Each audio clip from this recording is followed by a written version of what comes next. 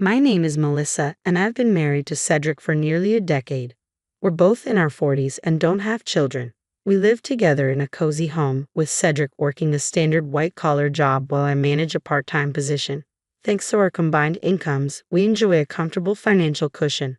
Our marriage has been smooth sailing so far, with hardly any major disagreements.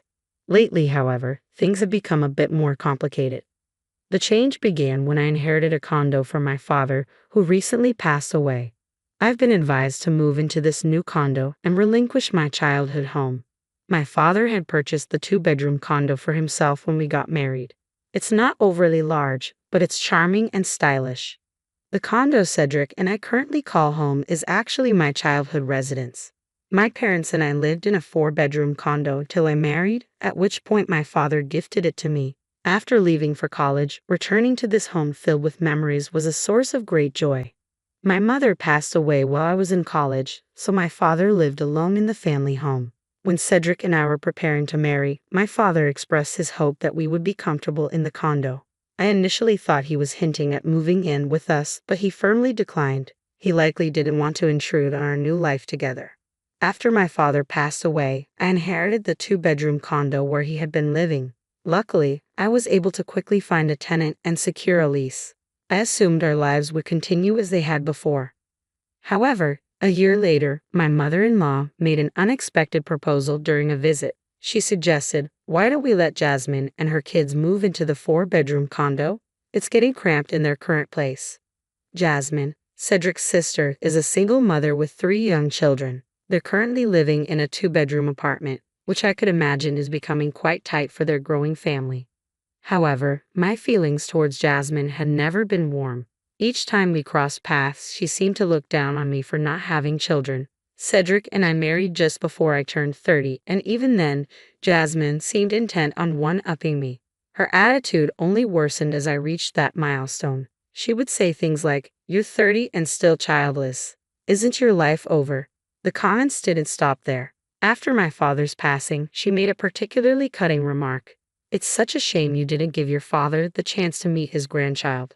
Despite Jasmine being 3 years older, she often felt more like a younger sister-in-law than a senior. I genuinely wanted to maintain a good relationship, given her family connection, and I tried to make an effort. But after her hurtful comments, I found myself wanting to keep as much distance from Jasmine as possible. I don't have any siblings, and my father was my only close family. Amid the mental and physical exhaustion from losing him, Jasmine's cold words struck me deeply, leaving me with a lasting negative impression. I hadn't seen Jasmine since shortly after my father's passing, so I was taken aback when my mother-in-law made her proposal. She suggested that Jasmine and her kids move into the four-bedroom condo, offering to cover the rent at just $500 a month. Her expression seemed to convey, "Isn't that a fantastic deal?" I was stunned. While our condo isn't brand new, it has been recently renovated and is well maintained. With good public transport and proximity to a mall, its rental value would surely exceed $2,000. $500? I was taken aback by the audacity of suggesting such a low rent for a four-bedroom condo. Whether they're unaware of the current market rates or not, it felt incredibly presumptuous.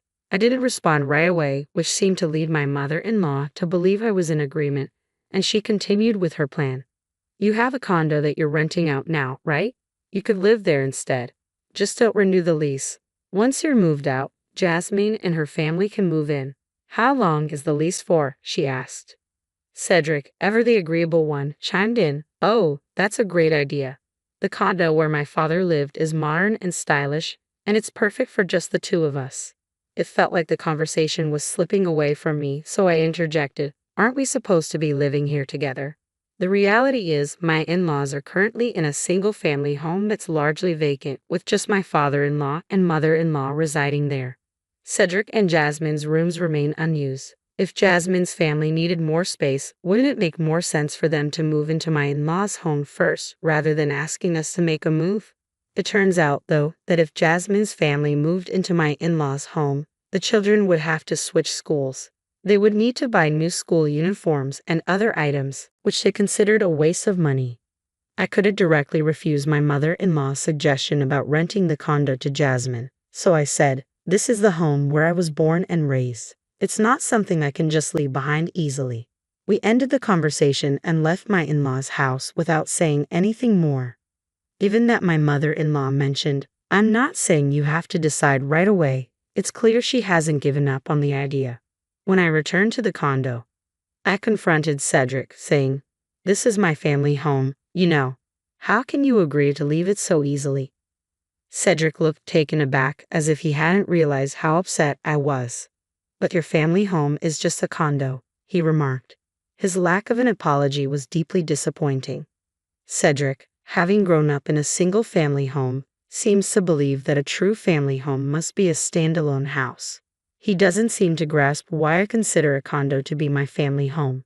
While our different backgrounds might explain his perspective, a simple apology would have been appreciated. My frustration boiled over, and I raised my voice.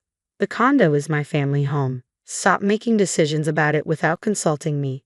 Cedric seemed irritated when I referred to it as my condo. "What do you mean, your condo? We've been married for 10 years. It's our condo," he shouted back. If he hadn't dismissed my feelings about the condo being my family home or resisted renting it to my sister-in-law, I might have been more receptive to him calling it our condo. But given the situation, his words felt deeply unsettling. Despite numerous discussions, we remained at an impasse. Cedric, who rarely considered my perspective, labeled me as stingy, stubborn, and malicious. We both dug in our heels, and for months we were unable to reach any resolution. Meanwhile, my mother-in-law kept checking in, asking, "Have you given any more thought to our previous discussion?" My patience was wearing thin with both my mother-in-law and Cedric, who refused to support me. Then one day, I received an unexpected text from Jasmine, who was clearly frustrated with the lack of progress. "You don't have kids, so a 2-bedroom condo should be sufficient. Living in a 4-bedroom condo is a luxury for just the two of you. Just move out." I hadn't heard from Jasmine since my mother-in-law first brought up the condo issue, so this message came as a shock. There were no polite requests or appeals, just a direct command to vacate. Who does she think she is? Reading Jasmine's text made me feel foolish for trying to keep things civil up to this point. As I reflected on the situation, the thought of divorce kept creeping into my mind. Despite my efforts to control my emotions, I realized I was at the end of my rope. I visited the courthouse to pick up divorce papers and then made a call to a specific office. A few days later, I went to the county clerk's office to get copies of the property deeds. To my relief, I confirmed that both the condo I live in and the one I'm renting out are solely in my name. With this confirmation, I decided to give my husband one final chance. "I've told you repeatedly that I don't want to rent this condo to Jasmine. It's my family home, and I can't bear the thought of renting it to someone who has belittled me and said hurtful things. I need you to tell her not to count on this place." Cedric's expression was one of clear irritation, as it always was whenever I brought up the issue.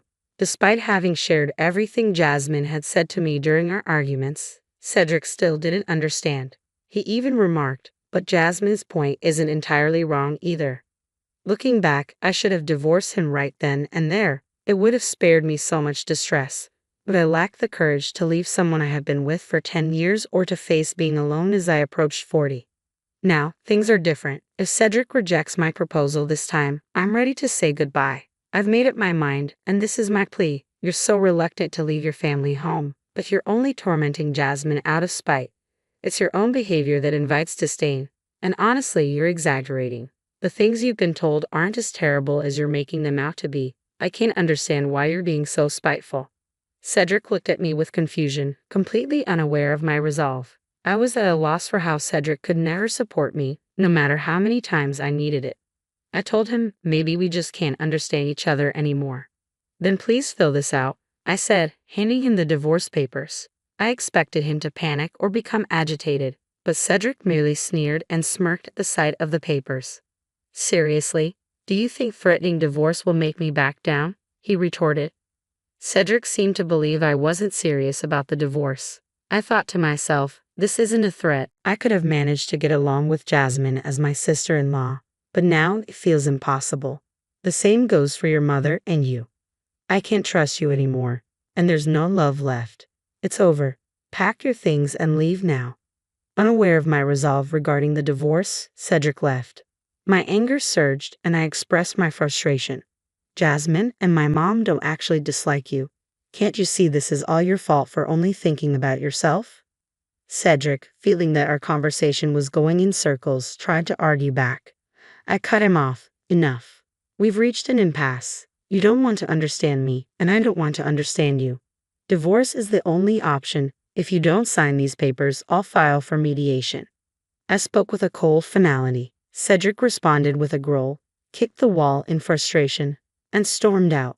He didn't sign the papers or take any of his belongings. He seemed intent on just leaving the situation behind. A few days later, as I had anticipated, Cedric returned. With a look of guilt on his face, he asked, "What should I do?" Did he really think that a display of remorse would make me reconsider? There's nothing more to discuss. Everything is already decided. If you agree to the divorce, sign the papers. If not, I'll file for mediation. Also, I've decided to sell this condo. Yes, I had made up my mind to sell my family home. On the day I went to court to get the divorce papers, I contacted Mr. Allen, a close friend of my father's. I had known Mr. Allen since childhood, and he had been very supportive, even attending my father's memorial service. He had given me his business card, offering his help if I ever needed it. His card listed his law firm, where he worked as a lawyer. Mr. Allen had been instrumental in helping me navigate my father's inheritance by introducing me to a judicial scrivener. When I consulted him about the current situation, he was supportive and provided valuable advice on checking the condo's ownership and preparing for potential complications in the divorce. His guidance gave me the strength to take a firm stand. After Cedric left the house, I made the decision to sell the condo. I reached out to a real estate agent and instructed them to list the property. I also informed Mr. Allen about the failed conversation with Cedric, how he had refused to sign the divorce papers, and how he had left without resolving anything. I asked Mr. Allen for assistance if the situation escalated to mediation. When Cedric learned that the condo was being sold, his eyes widened and his previously indifferent demeanor shifted to a menacing tone. What? So, after all your talk about this being your family home, now you're selling it. Clearly, it wasn't that important to you. You could have rented it to Jasmine if it meant so little. You're just being stingy. Cedric's outburst didn't bother me anymore. I gave him a cold stare, which made him visibly tense. Yet it was clear he wasn't ready to back down. Cedric challenged me, saying, "You can't just decide to sell it on your own. The title might be in your name, but when we divorce, there should be a division of property. This condo was our shared property, wasn't it?" I met his defiance with a smirk and replied, "Too bad. This condo was put in my name by my father just before I got married. Anything I owned before marriage isn't subject to property division. I've already confirmed this with my lawyer." The parting with the family home was difficult. I didn't want to let it become a source of further bad memories. After consulting with Mr. Allen and confirming that the condo wouldn't be part of the property division, I was able to move forward with the decision to sell it. When Cedric learned the truth, his attitude shifted dramatically, and he started clinging to me in a desperate and unseemly manner. Cedric said, "I was wrong. There's no need to rent the condo to Jasmine. It's your precious family home. Are you sure you want to sell it? Since you're still living here, you haven't sold it yet, right? Let's not sell it.